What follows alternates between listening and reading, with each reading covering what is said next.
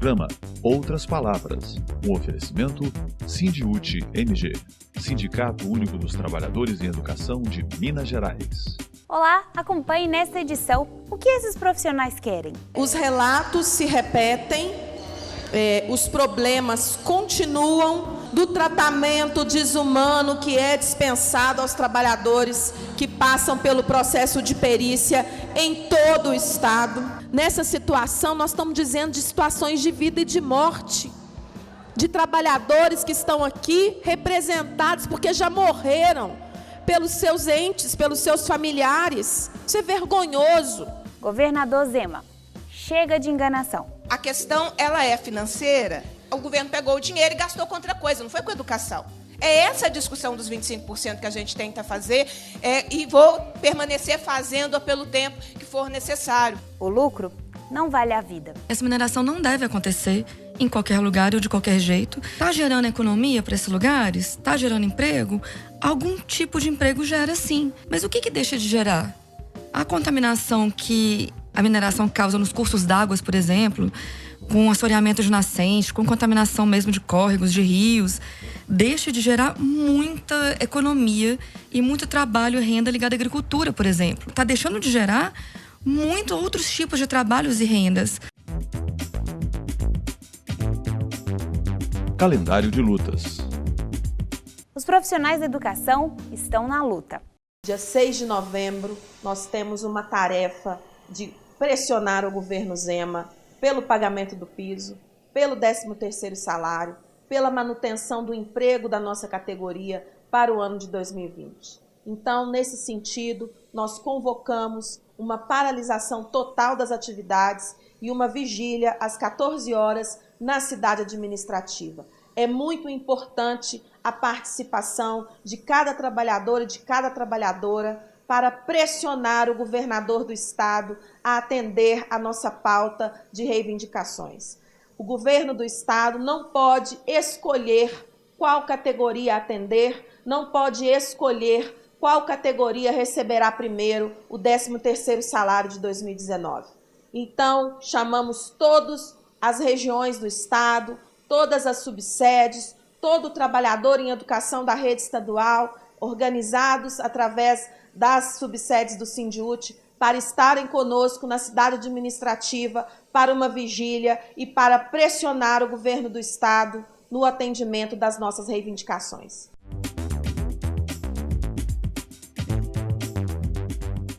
Choque de realidade. O que esses profissionais querem? No governo passado, foi assinado um acordo que a gente iria passar pelas perícias médicas e o nosso salário não iria ser cortado. E hoje, nós temos isso acontecendo em nosso meio. O nosso salário, ele não está vindo completo, muitas vezes. E quando a perícia, ela vai até a metade do mês, o restante do mês nós não recebemos. A gente, quando passa pelas perícias, olha, eu me sinto como se eu estivesse indo para o matadouro. Não estou exagerando não, gente.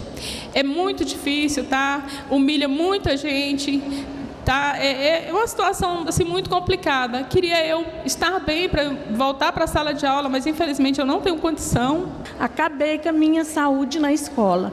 E hoje, quando você vai nas perícias, os médicos te maltratam. Eu já saí aqui da perícia aqui em Belo Horizonte sozinha, e Deus, que eu moro a 600 quilômetros daqui. O médico falou para mim assim: você não tem vergonha de vir aqui? Você vai voltar a trabalhar amanhã. Os peritos ficam humilhando a gente dentro da sala.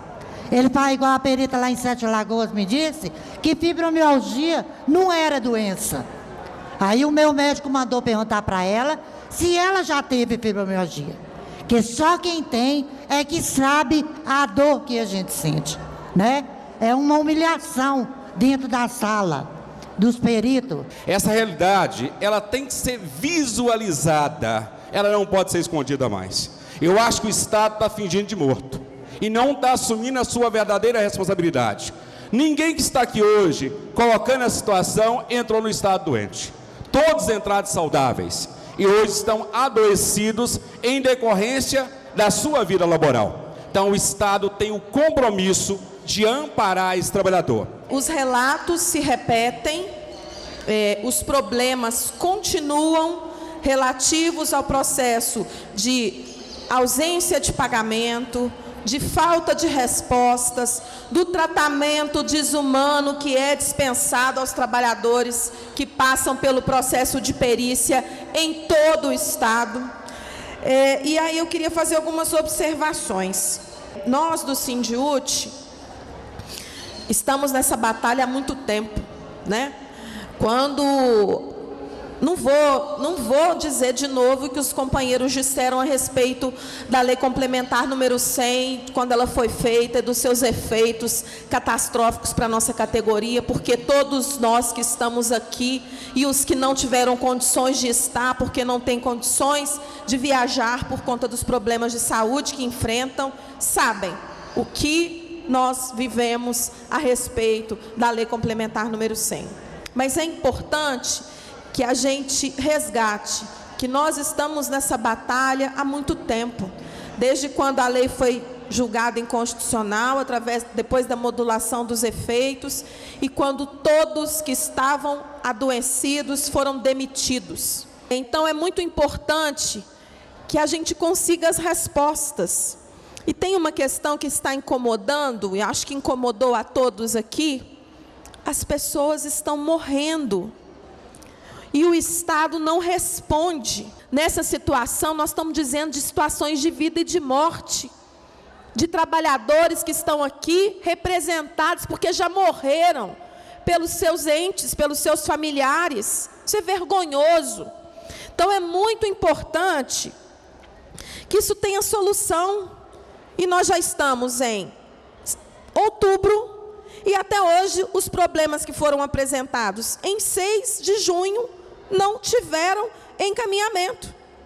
Então, essa é a pergunta que precisa ficar. A audiência era uma audiência de escuta, para a CEPLAG vir, escutar todas as pessoas que quisessem falar, levasse agora com este olhar, a partir do contato com as pessoas que vivem o problema, que relatam os entraves burocráticos do sistema, o não reconhecimento de várias questões, para que nós possamos dar continuidade às discussões. A gente não se cansa de fazer essa luta, e todas as que forem necessárias, pelo piso salarial e por todas as outras questões que nós merecemos e estamos nessa luta. A Assembleia Legislativa só tem sentido quando vocês estão aqui, porque é a serviço de vocês que tem que estar a política.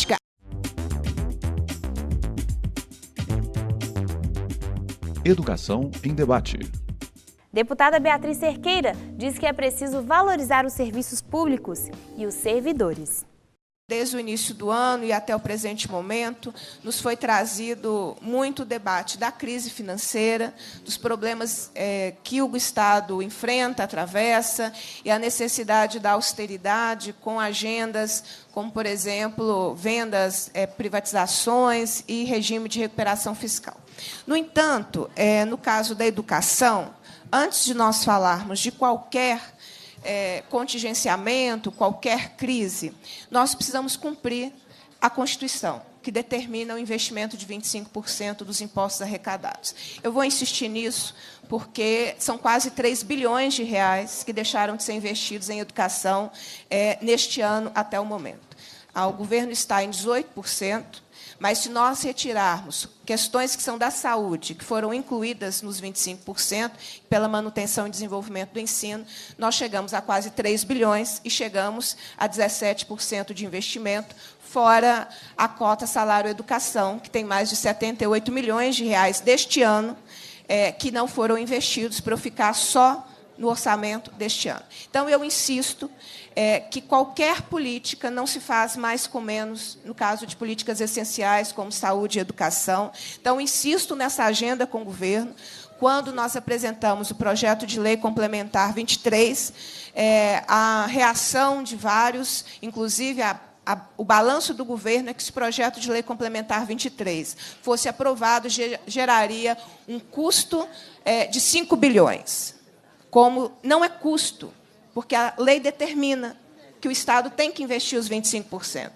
O projeto de lei complementar 23 só está cercando para que, de fato, o governo cumpra a Constituição do Estado, para que o dinheiro da educação não vá para uma conta única do Estado, mas que nós tenhamos nossa conta específica e que nós tenhamos condições que o dinheiro da educação chegue na ponta, que é o nosso objetivo. Então, não é um custo a mais o projeto de lei complementar número 23. Nós só estamos dando condições ou fazendo o nosso papel para que se chegue ao cumprimento do mínimo constitucional de 25%. Então, acho que a situação é grave, de quase 3 bilhões de reais, que, em outubro, ainda precisam ser investidos para se chegar aos 25%. Com isso, talvez eu não precisaria fazer a segunda pergunta, se os 25% estivessem sendo cumpridos, que é a discussão do piso salarial profissional nacional.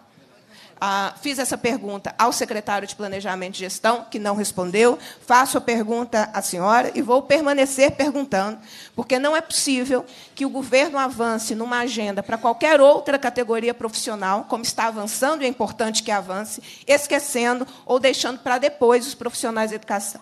As nomeações de concurso são essenciais, o pagamento ou a publicação do advérbio também é fundamental, mas nós temos uma Constituição a cumprir e nós temos uma discussão salarial do piso salarial profissional nacional, que está na Constituição do Estado, em outra legislação. Então, eu trago essas duas questões, a questão da execução do orçamento, não do empenho, do dinheiro chegar na ponta, e qual é a proposta do governo para o cumprimento do piso salarial profissional nacional. Então, a questão ela é financeira, de dinheiro. Não dá para colocar termo de compromisso da escola versus os profissionais, como se um tivesse que brigar com o outro. Essa dinâmica ela não vai dar certo, porque nós temos, o governo poderia tem quase 3 bilhões de reais, vamos fazer a discussão, execução financeira, dinheiro? Eu estou falando de dinheiro, estou falando de dinheiro que entrou. O governo pegou o dinheiro e gastou com outra coisa, não foi com educação. É essa a discussão dos 25% que a gente tenta fazer, e vou permanecer fazendo-a pelo tempo que for necessário. O dinheiro entra. E aí, ao invés de ser investido na manutenção e desenvolvimento do ensino, paga outra folha de pagamento, antecipa 13º de outros servidores enquanto mantém parcelado o 13º da educação, cumpre outros compromissos e, ao final, vai chegar nos 25%, fazendo o empenho para o ano seguinte, sem fazer a execução. É essa a discussão. O dinheiro entrou na conta. O dinheiro está lá. O dinheiro que hoje tem da QESE daria para vocês fazerem incorporação do abono, que está previsto na legislação e não foi feito. Como vocês vão fazer uma política para outro setor do funcionalismo, deixando a educação sem resposta? Porque vocês já anunciaram. Vocês já anunciaram política de 13º, de reajuste salarial para outros setores do funcionalismo, que é justo. Eles têm o direito de receber, mas nós, da educação, também temos o direito. O que a gente luta há anos, e esse ano não vai ser diferente, mas jogar a gente, termo de compromisso versus valorização, uma questão versus a outra, como se não fosse possível tudo, depois que cumprir os 25% da educação, e aí, de fato, não tiver condições, nós podemos conversar. Mas, por enquanto, a gente está brigando pelos 25%, que são da educação e precisam ficar na educação.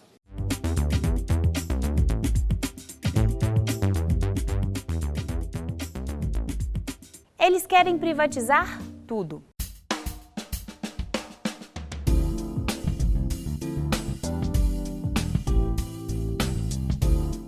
Na ditadura Pinochet foi feito esse processo de privatização das universidades, né? Houve uma luta intensa dos estudantes, e ainda há, né? E é uma situação que não foi revertida totalmente, né? Quem tem pouco dinheiro não consegue ter formação universitária no Chile.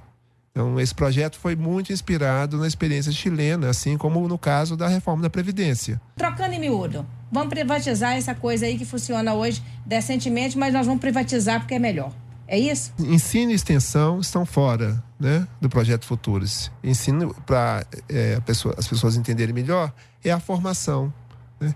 Então, as universidades no Brasil, elas são importantes também por causa da formação.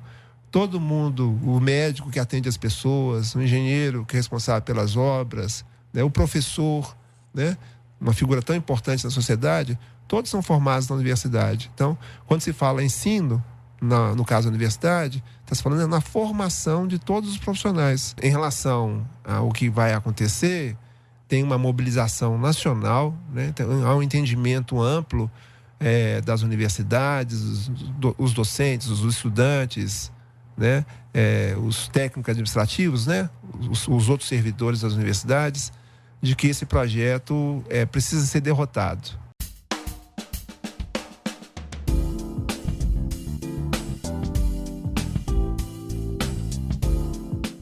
Nós temos um problema muito real, muito próximo de nós, aqui na região de Betim, Contagem, que é o Vargem das Flores. O que está acontecendo lá? O que é importante alertar sobre esse assunto, Cristina? A terra na área rural, ela é muito mais barata do que a terra na área urbana. Então, quando você urbaniza uma área rural, a tendência é a terra valer 2, 3, 4 vezes mais, dependendo do grau de urbanização. Então, é isso que vai acontecer. Os grandes proprietários de terra, porque em Vargem das Flores tem proprietário que tem até 1 milhão de metros quadrados. Então, esses grandes proprietários vão se beneficiar, porque eles vão poder vender os terrenos muito mais caro. As construtoras também vão se beneficiar, porque mesmo o terreno melhorando de preço, é mais barato do que um terreno no Eldorado, por exemplo, para fazer um prédio, né? Então, as construtoras também vão ganhar e a população é que vai perder.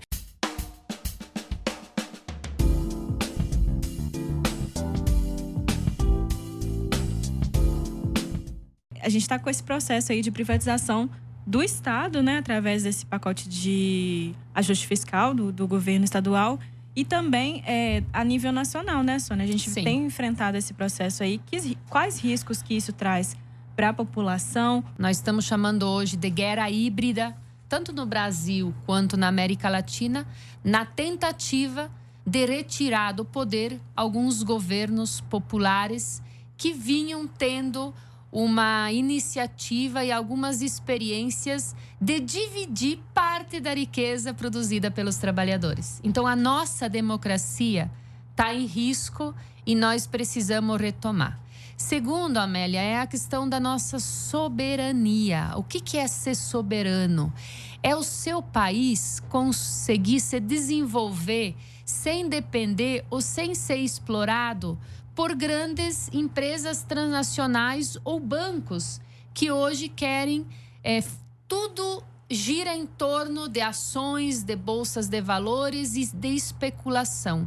E aí, tudo aquilo que nós construímos historicamente enquanto Estado, enquanto povo brasileiro trabalhadores, acaba sendo privatizado, sai da mão do Estado, você entrega para a iniciativa privada e você acaba ficando refém de um processo de lucro e não mais de pensar a sua nação em desenvolvimento.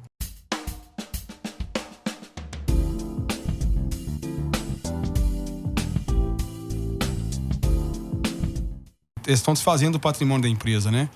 E nos assusta muito essa questão dessa base de São Gabriel está sendo fechada. O sentimento que nós estamos tendo é de um grande abandono da CEMIG com relação a essa região. É uma região que, na visão privatista, que a empresa pode estar adotando a partir de agora, de uma empresa privada que só quer saber de lucro, as grandes periferias dos grandes centros urbanos, né, e nós estamos falando de todo o vetor norte, que é uma periferia, isso não dá lucro para a empresa. Então, por isso que a empresa tem que ser uma empresa pública, que ela tem um trabalho social de levar energia para esses locais. Esses locais não geram lucro para a empresa da forma que o capital quer, da forma que a empresa privada quer. Então, já estão desenhando a CEMIG num formato para atender primeiro a Zona Sul, que é onde eles acham que dá muito lucro. A própria população deve cobrar do seu deputado a quem você votou, qual é a posição dele com relação à CEMIG, né? O que ele acha disso, né? Da venda da CEMIG, da privatização da empresa, da falta que a empresa pode fazer na geração de emprego aqui no estado de Minas Gerais. Tem todo esse processo para ser discutido, né? Então, tem que cobrar do deputado que você elegeu aí, qual é a posição dele com relação a isso.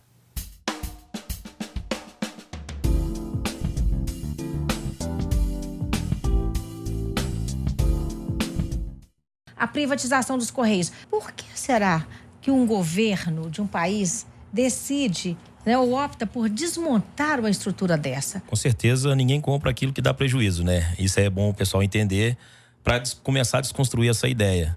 Você colocou um ponto interessante, que é a questão da privatização, e chegando nesse ponto, são aproximadamente de 10 a 13 investidores que já estão de olho aí, tipo FedEx, DHL, UPS, TNT, tem o próprio Alibaba lá da China, né? Que, ao contrário do que as pessoas pensam, Lá no país deles, eles permanecem com o correio estatal. Eu tenho que comprar os de fora. Mas o meu, ninguém bota a mão. Você tem a China Post, que é uma potência. Você tem um correio no Brasil, que eu coloquei aqui, que só tem 2 correios que são melhores que o nosso, que é a Suíça e o correio francês.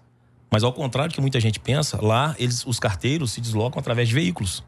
Aqui a gente percorre todo o território nacional a pé. Consequentemente, com a privatização, quem perde é o povo pobre, que tem acesso a esse serviço social. Você tem representação dos correios a nível de interiores, onde o correio presta até serviço bancário. E na hora de pagar o atendente, a empresa questiona, porque ela leva essa questão do bancário e coloca ele como correspondente. Mas não coloca a porta giratória, não coloca a segurança. E o cara ainda assim recebe uma conta de água, uma conta de luz, faz pagamentos.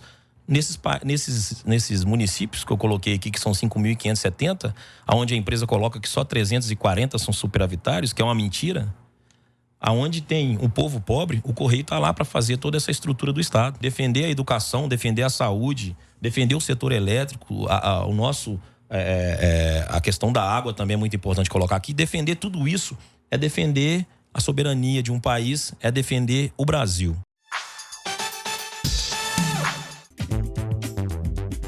Atualidade. O lucro não vale a vida. Nós vamos falar hoje de uma luta que não para, que é essa da luta, né, predatória aí, né, a luta contra a mineração predatória. Eu acho que a gente está vivendo tempos muito perigosos, onde os interesses econômicos de pequenos grupos, eles estão sendo muito mais valorizados do que outros períodos, do que o interesse do povo. E a mineração vai expressar justamente isso. Vai expressar que o que está sendo gerado de riqueza, de economia, não está gerando no lugar onde a mineração acontece melhoria de vida para essas pessoas. Então a gente pode ver muitos e muitos exemplos dos lugares onde tem mineração em Minas Gerais e que a economia ela também é movimentada pela mineração, mas que são lugares que os problemas sociais eles são gravíssimos. Onde que Mariana, Itabira, Congonhas, Itabiri, Ouro Preto são referências de uma vida de extrema qualidade para a população. Então a riqueza, ela existe debaixo do nosso subsolo, ela é movimentada de uma maneira muito, muito intensiva e isso é uma novidade desse período. Se a gente está dizendo que a mineração em Minas Gerais acontece desde sempre, é diferente como tem sido esse último período. Esse último período, dos últimos 20 anos, houve uma movimentação de novos projetos ou de expansão de novos projetos que nunca aconteceu na nossa história. E isso significou muitas toneladas sendo extraídas. E o que aconteceu em Mariana e o que aconteceu em Brumadinho, eles são os exemplos mais trágicos de que esse modelo não está voltado para a melhoria das pessoas. Eles não foram esses crimes que aconteceram, que mataram tantas pessoas, eles não são ponto fora da curva nesse modelo de mineração. Eles são, na verdade, a consequência mais triste desse modelo. E agora a gente entra no governo federal do Bolsonaro, que está dizendo que tem que extrair mais, tem que explorar mais e tem que colocar as empresas estrangeiras aqui para explorar ainda mais. E isso gera muita preocupação, porque a gente está vivendo em Minas Gerais as piores consequências de um modelo que já mostrou que não funciona. O conceito da mineração, às vezes, olhando do ponto de vista do capital, é isso, né? De que ela é necessária. Mas ela é necessária para quem? Fica a pergunta, né? E eu acho que tem uma pergunta ligada a essa, muito importante, que é, a mineração, ela é inevitável? Ela tem que acontecer de qualquer maneira, em qualquer lugar? E a gente do MAN acha que não, que essa mineração não deve acontecer em qualquer lugar ou de qualquer jeito. E em muitos casos ela simplesmente não deve acontecer, porque se a pergunta é, então, está gerando economia para esses lugares? Está gerando emprego? Algum tipo de emprego gera sim, movimenta a economia daquele lugar. Mas aí a pergunta é, mas o que deixa de gerar? A contaminação que a mineração causa nos cursos d'água, por exemplo, com assoreamento de nascentes, com contaminação mesmo de córregos, de rios, deixa de gerar muita economia e muito trabalho e renda ligada à agricultura, por exemplo. E mata a vida, né? Em todas as partes. Então, ela está gerando economia, está gerando um tipo de emprego e que a gente tem que pensar que tipo de emprego que é esse, porque se pensar o que é o trabalho da mineração hoje, é o setor que mais tem afastamento, que é o setor que mais tem mutilações no local de trabalho, que mais tem acidentes de trabalho. Então, está gerando também um nível de adoecimento dos trabalhadores e de morte dos trabalhadores que também é altíssimo. Porque o que fica para o nosso país é o subemprego.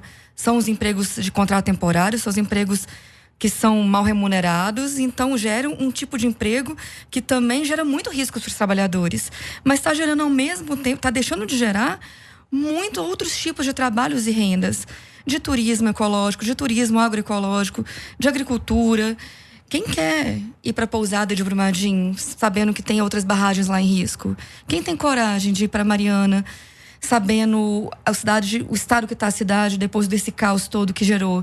Então, nesses lugares onde aconteceram os crimes, o turismo também diminuiu muito. Então, se gera de um lado um emprego, está deixando de gerar outras formas de trabalho, geração de renda e emprego. Como é que a voz do MAN está chegando assim às pessoas? Como é que elas estão enxergando? Como é que está sendo essa conversa do MAN nos locais onde a mineração se sobrepõe, inclusive ao modo de vida da população ali? Com quem que os governos têm conversado? Com o capital, com as empresas. E não com a população que está vivendo os problemas todos gerados por esse modelo, por esse sistema. A gente fala muito de Mariana, de Brumadinho, porque tem que falar. Porque pessoas morreram, porque o Rio Doce foi destruído. Porque tem pescador lá no final do Rio Doce, no Espírito Santo, que até hoje não pode viver da pesca. Então a gente precisa falar. Mas os outros casos, onde a mineração acontece hoje, ele gera o problema no seu dia a dia. Em todo lugar onde tem mineração, tem problema respiratório, por exemplo. A população vive problemas respiratórios seríssimos. E isso é um problema, inclusive, para as prefeituras, para os municípios, que gastam mais com a Secretaria Municipal de Saúde. Você pega cidades como Catas Altas, Mariana, essas cidades onde tem muita mineração, você tem uma coisa muito doida, que é o principal exame que é feito, é chapa de pulmão. Porque o problema é problema respiratório causado pela poeira da mineração. Então, quando a gente está dizendo que esse sistema não vale, ele não vale porque ele causou Mariana, porque ele causou Brumadinho, porque destruiu o Rio Doce e porque em todo lugar que ele está priorizando o lucro de algumas empresas. Aí nós temos a Vale, que é essa grande empresa que atua no estado e que ela tem muito mais poder do que muito prefeito, do que muito governador ao longo da nossa história. Ou seja, a Vale manda nos destinos do que seria a vida do povo. Então, não tem, do outro lado, políticas públicas, governantes e os órgãos do Estado, do poder público, que estariam, então, protegendo essa população de tudo isso. Então, se tem a mineração em muitos lugares, precisaria, no mínimo, de ter mais controle e fiscalização sobre tudo isso. Porque as empresas que estão dizendo, as empresas que colocam os aparelhos para dizer, não, o tanto de poeira esse mês foi dentro do parâmetro que é adequado. Não, a barragem de rejeito está segura. Aí os órgãos públicos recebem esses laudos, as empresas pagam consultorias para fazer esses laudos, os órgãos públicos recebem e não tem nenhum tipo de estudo independente do próprio governo para dizer, não, mas olha só, ali está preocupante, ali está causando muito problema. Então, não existe nenhum controle, na verdade. Quando vocês falam que esse sistema não vale, que luta por soberania, e falam da soberania popular na mineração, o que é exatamente isso? Soberania popular na mineração é dizer que o povo brasileiro, o povo mineiro, não tem soberania sobre a mineração. Ele não tem o direito de escolher sobre os destinos desses bens que são estratégicos e, muito importante, não são renováveis, eles são finitos e que eles afetam, como a gente tem conversado, muito a vida de todo mundo que está ao redor. Então, a população ela não tem o direito de pensar sobre tudo isso. Nós somos todos atingidos por esse modelo e isso diz respeito a toda a população de Minas Gerais e nós não podemos mais ter nosso direito negado de poder opinar e atuar sobre tudo isso, em ter a voz das pessoas que então estão vivendo tudo isso, elas deveriam valer alguma coisa e elas não valem.